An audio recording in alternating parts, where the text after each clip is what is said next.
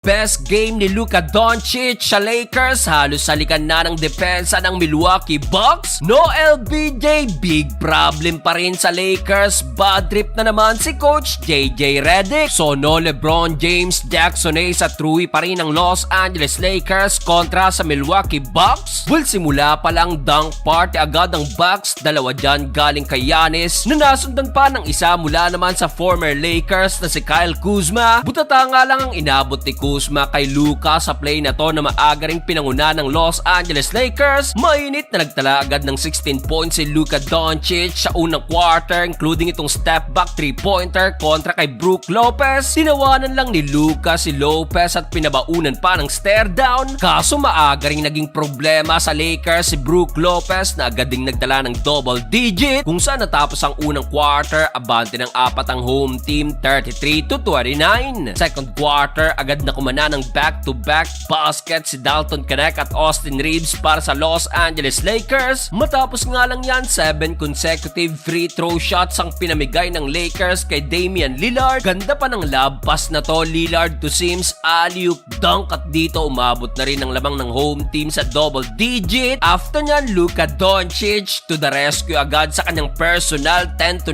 run off the bench. Mamaw si Luka na meron ng 29 big points, halos asawahin na ng depensa ng Bucks, pero no problem pa rin kay Luka Magic, shooting 5 of 8 beyond the arc. Problema lang dahil matapos siya nakabawi agad ng 4 straight 3-pointer ang Bucks, tatlo dyan galing kay Kevin Porter Jr. Good thing lang para sa Lakers dahil dito nag-step up na rin si Austin Reeves na meron na ring 13 points, kaya yung double digit lead ng Milwaukee na ibaba sa 8 points ng Lakers 63-71. Start of the third quarter nang muling magparamdam si Giannis Antetokounmpo na agad nagtala ng 7 straight points. Sinagundaan pa yan ng back-to-back 3-pointer ni Brook Lopez, at dahil sa nagawang run ng Milwaukee Bucks, umabot pa ang lamang ng home team sa 20 plus points. Binilangan na lang ng Lakers commentator si Giannis habang nagpi-free throw na umabot na naman ng 10 seconds na hindi naman natawagan ng violation ng referee.